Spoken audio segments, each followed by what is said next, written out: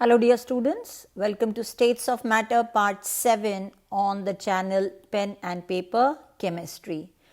Before we go on to Graham's law of diffusion, which is the law we are going to cover for today, let us just discuss the numerical that I had given to you in the last lesson. Yes, this was based on Dalton's law. Yes, did you try and solve it? Did you get your answer? Just have a look. Let's tally what you've done and what is supposed to be done. A mixture of nitrogen and oxygen contains 56 grams of nitrogen. This numerical was posed in the last video. Quickly going through the solution to this. Now given to you, as I always say, first jot down the data. Check the units, make sure that the units are the same, apply the formula and make sure that you write the answer with the correct units, right? In the question, what was given to you is the mass of nitrogen, which is 56 grams, and the mass of oxygen, which is 64 grams. The total pressure of the mixture of gases is 20 bar. Now, I am not going to touch on the units of any of them. Number of moles. How do you find number of moles? Mass divided by the molar mass. So that gives me 2 moles of nitrogen and 2 moles of oxygen, right? That is the mass of oxygen divided by the relative molar mass of oxygen. Next is we have to find out the total number of moles. That is 2 plus 2 gives me a 4. Why are we requiring the total number of moles here? Because if you remember in the Dalton's law we said according to the mole fraction, the partial pressure of a gas is equals to the mole fraction multiplied by the total pressure. So first we find out the mole fraction. If you remember, this is a very important point that I had mentioned to you in the last video, that we are going to take the mole fraction, the number of moles of the gas divided by the total number of moles in the sample. So I have got 2 by 4 over here, gives me 1 by 2 as the mole fraction of nitrogen. Hence you will see that the mole fraction of oxygen is also 1 by 2. So either you can understand by 2 upon 4, that is 1 by 2, or always remember the sum of mole fractions of all the gases in a mixture is always equals to 1. So last step over here, partial pressure of nitrogen will be equal to the mole fraction of nitrogen into the total pressure, which is given to us as 20 bar. Hence the partial pressure of nitrogen in the sample is 10 bar, and similarly the partial pressure of oxygen in the sample will also be 10 bar. If you got this numerical right, time for a smiley. Yes? Graham's law of diffusion. Now in some of the curriculum this law is not to be covered. But since we are doing this topic, I thought it is best to make our knowledge complete of this particular topic, especially to help out those who are preparing for competitive exams. What is diffusion? Diffusion, if you see, is the movement of particles from a region of their high concentration to a region of their low concentration. As I have tried to depict with the help of this video, you can see the fumes moving from the region of their high concentration to a region of their low concentration. Now the video that you saw was about the diffusion of gaseous particles. What about solids and liquids? Does diffusion take place in liquids and solids as well? Yes, of course, diffusion does take place in the liquids as well. So for example, if you have a jar full of water, okay, and what you do is you put a drop of ink into it. What do you notice? Yes, after a while the whole water turns blue. What has happened is the ink drop has diffused into the entire volume of the container, into the entire water, right? So diffusion is, as we said, movement of particles from a region where they are in high concentration to a region where they are in low concentration. You open a bottle of perfume, you'll be able to smell it, you'll be able to feel its fragrance in a greater area of the room, right? So what controls the rate at which a gas diffuses? This was given by Graham's law, who said that according to Graham, the rate of diffusion, the rate at which a gas diffuses is inversely proportional to its density. Now simply apply the logic. If the density is more, now density is more means the particles are closer to each other. Closer to each other means that there is more force of attraction with each other, right? So will they allow each other to escape? There's so much of love between them that they are trying to hold each other together. So do you think they will allow each other to escape?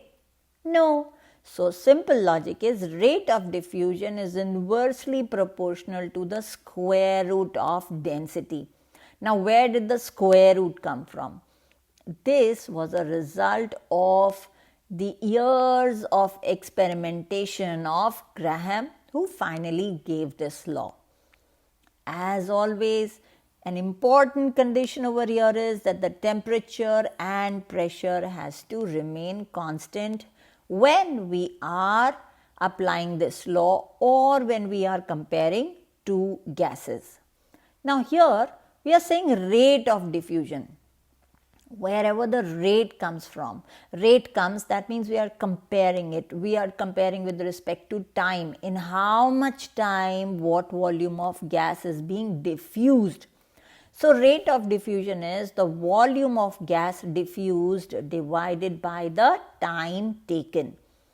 Now, the volume can be in liters, centimeter cube, meter cube, decimeter cube, so different units. Similarly, time can be in seconds, minutes, hours. So depending on which unit you are going to use, the rate of diffusion accordingly will take the units as, let's say, liter per second or meter cube per second or meter cube per minute, depending upon the conditions. An important derivation that we had done in the first chapter, we had said molar mass of a substance is twice of its vapor density. Do you remember having done this when we did the basic concepts?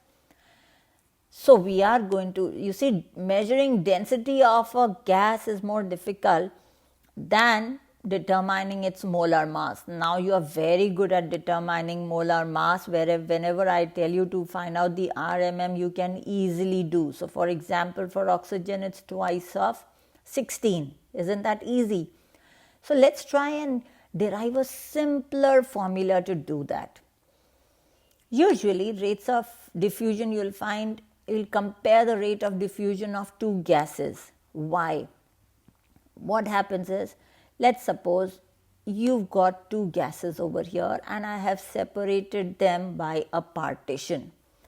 In one part of this chamber, let's suppose take hydrogen gas, and in the other part of the chamber, let's say I take bromine, which is a reddish brown gas, right? So what do is, initially they are being separated by this disc. So what do? When I do the experiment, I remove this disc between them, with the result the two cylinders are now in contact with each other. Now when the two cylinders are in contact with each other, what will you notice? What will you notice within a short period of time? Yes, the entire cylinder, both the cylinders will acquire a slightly yellowish brown tinge. what has happened is that the two gases have mixed with each other because the two gases have diffused. At what rate do the two gases diffuse depends on their density, right?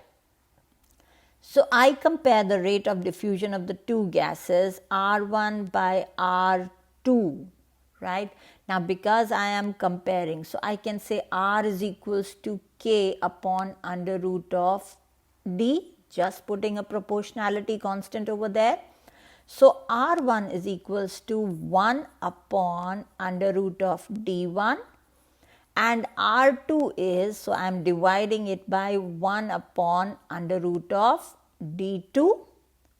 So R1 by R2 is equals to under root of D2 by under root of D1.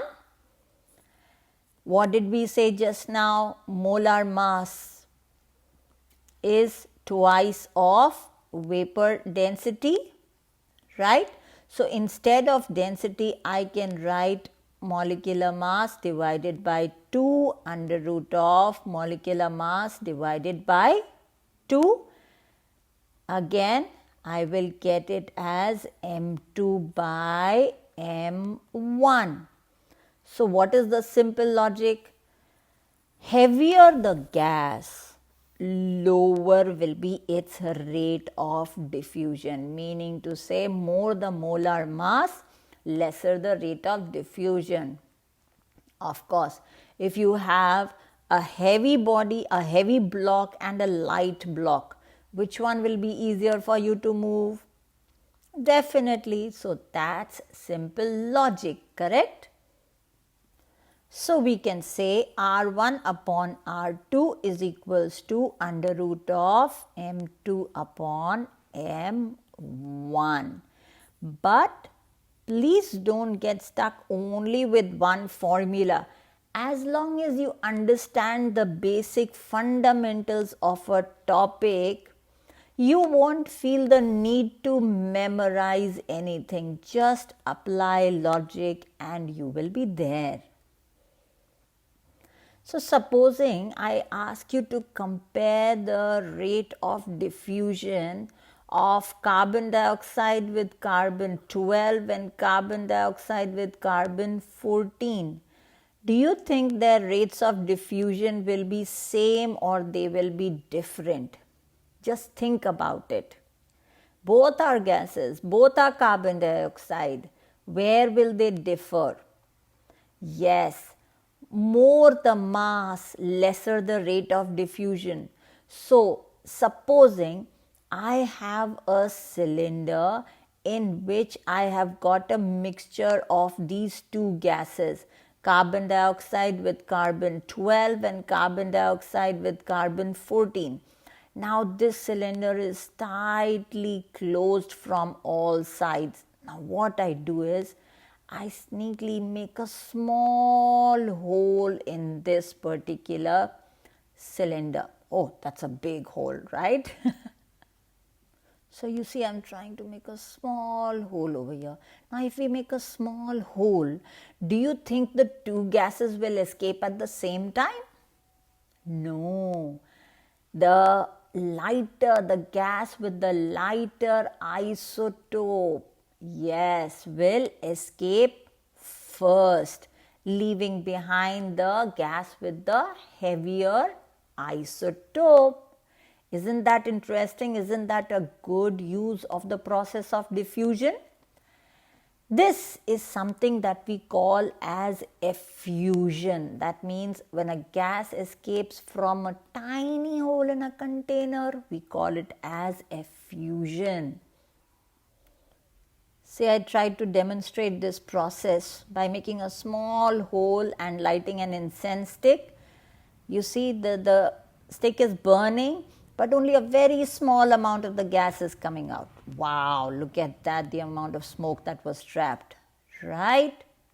Okay, so are we ready to do a numerical based on this?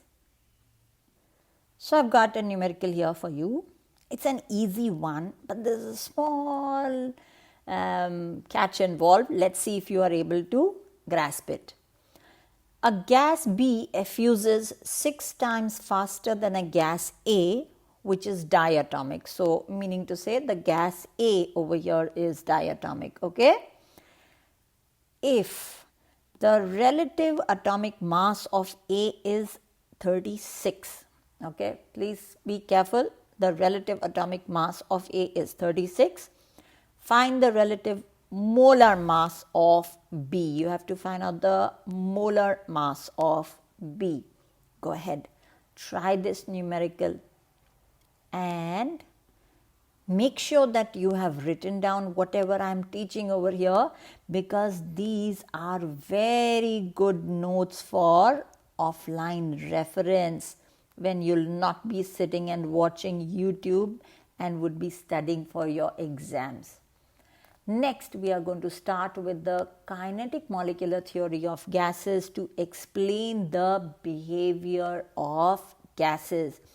And of course, we are going to talk about in more detail about what did we mean by saying an ideal gas and what are real gases.